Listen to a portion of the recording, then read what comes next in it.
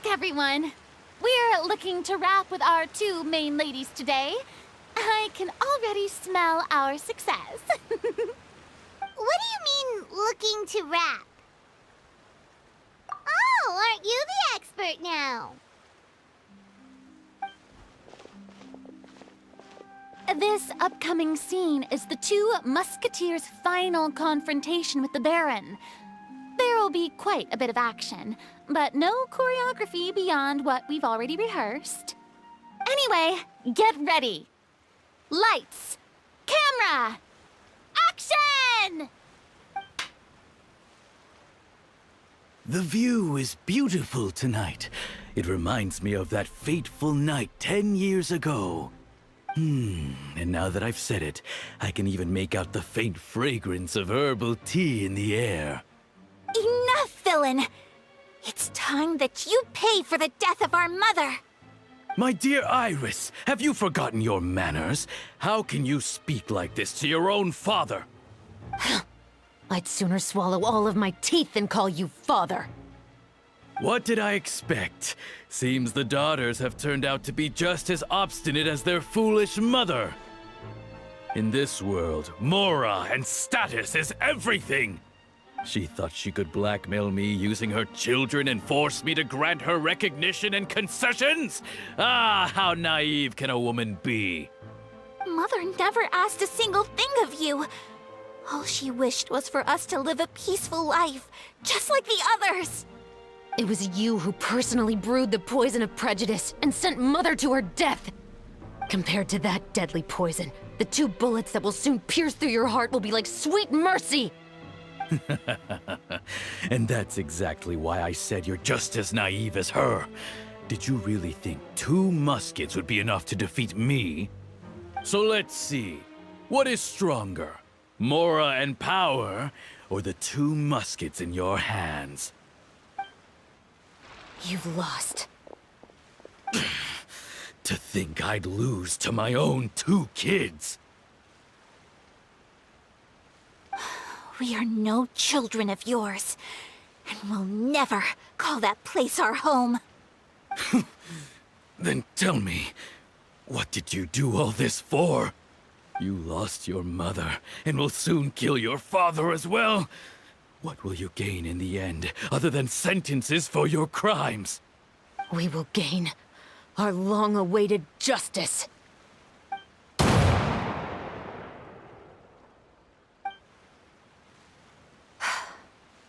It's over. Finally, it's over.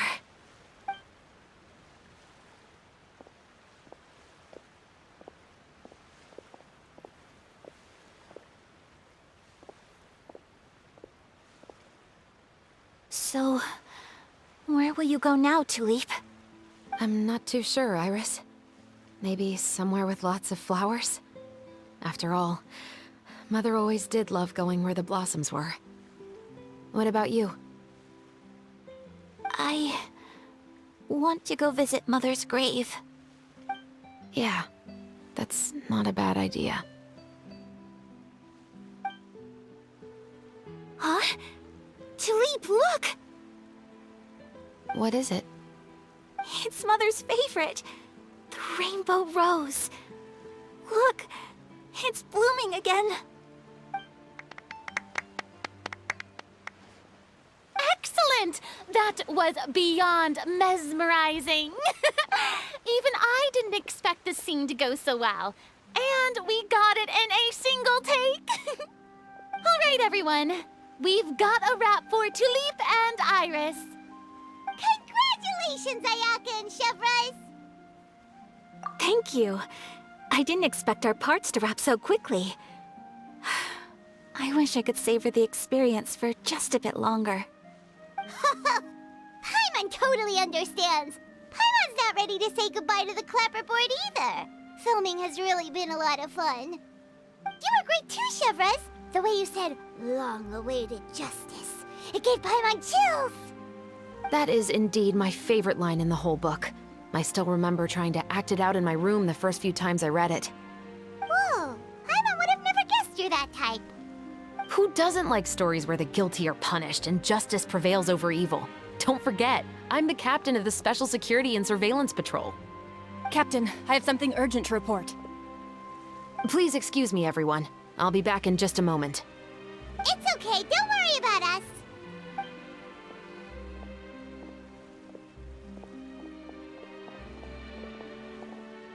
Oh? Was she whisked away by work already? I was just about to tell her how great she did. It seemed like some urgent official business. Then perhaps we should thank the stars that we were able to wrap both of your parts so quickly today. Switching around the filming schedule would have been a real pain. Anyway, I actually came over to let everyone know that we're all done for today. You can go home and get some rest. And one last thing, Miss Ayaka. Your acting skills today were immaculate as always. Are you sure you won't consider taking up full-time acting? See, I just happen to know this great troupe that's still looking for a lead actress. Thank you for your kind words, Director Farina. Unfortunately, there are still many matters that I have to take care of back home at the Yashiro Commission. I cannot remain in Fontaine to pursue an acting career. Nevertheless, I will make sure to treasure this incredible opportunity in my heart. Oh, that's a shame. But I understand. Just let me know if you ever change your mind. I believe it's also about time for me to take my leave. But hopefully I'll see you on set over the next few days. Even though my part's wrapped, I'd still like to swing by and help out the crew. See you tomorrow, Traveler and Paimon. Yep, see you tomorrow! Well, what should we do next? Maybe we'll go investigate the case some more with Chevres today. Traveler, Paimon, please come with me. Huh? Where are we going? You could say that our ship has finally chanced upon one of those small, remote islands of intel.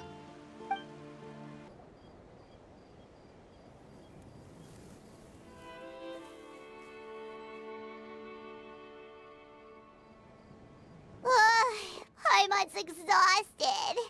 Paimon definitely didn't expect having to float this far after a full day of filming. So, Chevres, why did you take us here? Affirmative. It wasn't anything conclusive, but it should show us a clear way forward. Have you ever heard of someone by the name of Emily? Oh, you mean that famous perfumer? She's a good friend of mine. She's lent me her aid several times in the past to resolve some difficult cases. After I discovered the rainbow rose at the scene of the murder, I sent it to her. After all, she's probably the foremost expert on flowers and scents in all of Fontaine. And then? There was nothing remarkable about the flower or the trace amounts of soil left on it. But according to Emily, the rainbow rose left by the killer was derived from a very rare cultivar. Huh. Paimon didn't know that there were different varieties of rainbow rose. Paimon just thought they grew everywhere in the wild. Flowers that are deliberately cultivated will always show some different features from those that bloom in the wild. We already knew that the rose left at the scene belonged to a special cultivar, but with Emily's expertise, we were able to pinpoint the place where it was first picked from.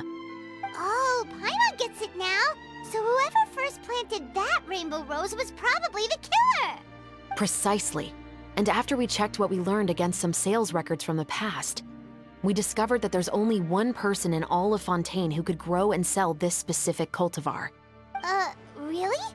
And who is it? It's the novelist. But didn't you say he had an alibi? To be clear, I haven't changed my mind about him. I still don't think he was the one who pulled the trigger. However, that doesn't mean the true culprit never visited him at his home or never purchased a rainbow rose from his garden. Whatever the case, we will have to confirm a number of things with him. So you mean the next place we need to go is... Yes, we're going to pay him a visit at his home. That should be his house. There are so many Gardamex stationed around the place. That's pretty unusual, right? According to what he told me last time we spoke, he hired them so he won't be harassed or disturbed. Huh. So there are a lot of flowers in his garden, but Paimon doesn't think we'll be able to pick one without alerting the Gardemex. Right. Which is exactly why I think there has to be a special connection between him and the killer. So, should we knock? Just wait here for now. I'd like to take care of a number of those Gardemex first. But they're so far away. How are you planning to do that? Don't forget, Paimon, I'm actually the real-life captain of the Musketeers.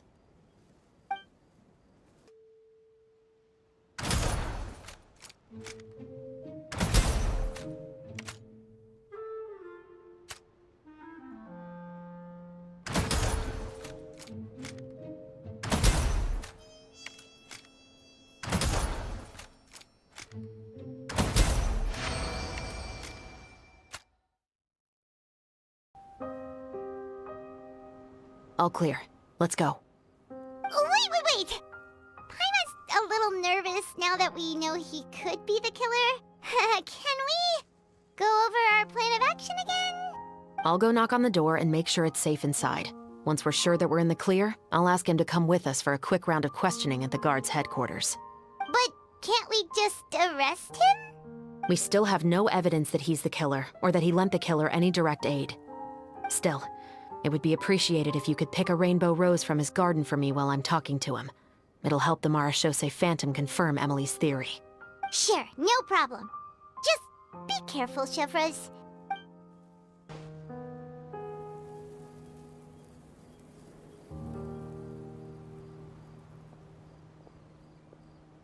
Excuse me, Mr. Baptiste, are you home?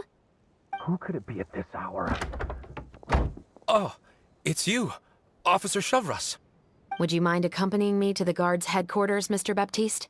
We would like to ask you some questions about a case. Oh, is it still regarding the murder case from before? I cannot confirm or deny that at this time. So it is then. Listen, I need you to come with me, Mr. Baptiste. Miss Chevreuse, I'll save you the trouble. Oh, and you two over there? There's no need for you to pick my flowers either. It's not time for them to bloom yet. Oh! Okay.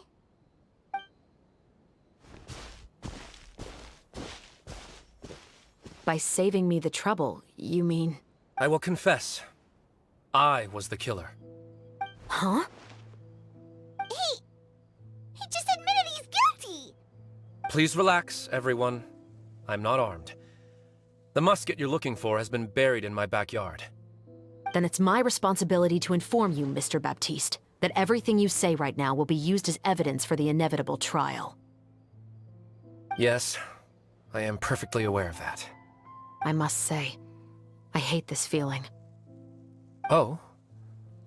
Is it because I confessed? Or because you've been proven wrong? Both, I suppose. For the same reason as the one I wrote out in my novel, of course. I did it to exact revenge. I know you haven't figured out the link between the two of us. Had you done so, I'd have been taken away to the headquarters a long time ago. But that won't stop me from always remembering his grotesque face. After all, he was the one who killed my mother. Your mother is still healthy and well. You know, I was adopted as a child. I was referring to my birth mother. That was never recorded in the orphanage's records. Please forgive a 6-year-old child for concocting some lies to protect himself after watching his mother die right in front of him. So, your novel, it was like a record of your life? No, of course not. It was a work of fiction with many embellished parts. But I am indeed the illegitimate son of a wealthy and influential man who abused his power to murder my mother. That part was 100% real. But the man you killed didn't have a Mora to his name. He was a hired assassin, an irredeemable beast who sank his fangs into a defenseless woman just for a few bags of Mora. But if that's really the truth, you wouldn't be telling us any of this now. You still haven't managed to take revenge against your father, the true mastermind behind it all. I never thought I'd hear that kind of thing from the captain of the Special Security and Surveillance Patrol. I'm simply skeptical about your motives. It's simple, really. I've grown tired of everything and don't want to shoulder this burden anymore. You may have considered me too soft to pull the trigger. Well, as it turns out, you are exactly right. I've become overwhelmed by the aftermath of the murder. So you're going to call a stop to your revenge, just like that? The true mastermind is too rich and too powerful for me. I've accepted that I will never be able to avenge my mother alone. And so what? The characters in your book never gave up. Now, Officer Shavras, I'm the one who has killed a man, aren't I? Are you trying to convince me to commit another crime? What's your father's name? How do you plan to prove the veracity of all of your claims? Well, I'd like to speak with you privately. Sure. Why don't we speak privately at the guard's headquarters? No, it has to be here. I must ensure that we won't be overheard. Fine. Let's talk here. When I said won't be overheard, I meant by anyone.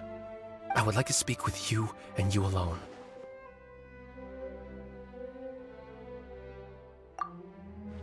Thanks. I appreciate it. Please stay safe, Chevres.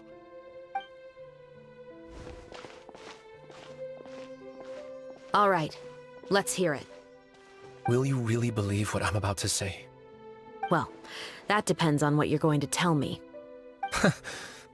Fair enough. Fair enough. Then listen closely.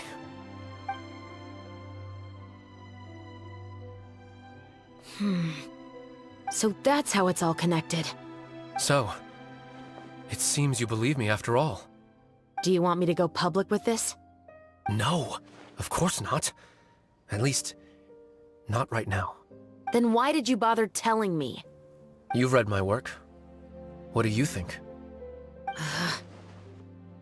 Even if you were to go public with all of this right now, he'd simply deny everything. It's been too long. Almost 20 years. Anything that could be used as evidence has long faded away.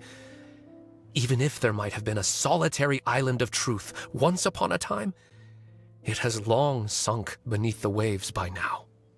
Justice will never find him. Not if you don't try. I know that as the captain of the Special Security and Surveillance Patrol, you will always stand on the side of justice. But do you really think a cushy life in prison really constitutes justice for him? I bet he could lead an extremely comfortable life in the fortress of Meripede. What are you trying to say? I've been observing you from a distance. Your portrayal of the Musketeer was exquisite. Pull the trigger of justice against him. Let the villain get what he deserves. You want me to let you go so you may complete your revenge? No, Officer Shavras. I know that would be impossible. No. What I'd like is for you to perform the deed on my behalf. Oh, Chevres sure is taking her time. What could they be talking about anyway? Oh, Paimon's worried. What if he decided to attack her? Oh, you do have a point. Still, do you have any idea who the rich person might be? And why the novelist doesn't want us to hear what he's saying to Chevres? Sorry to keep you waiting, you two. Hey, how did your talk go?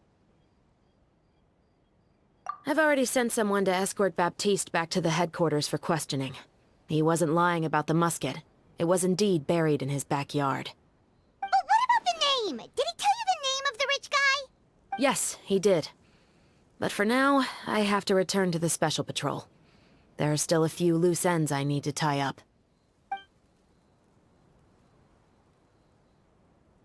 I'll probably be quite busy over the next few days, so apologies if you don't see me on set.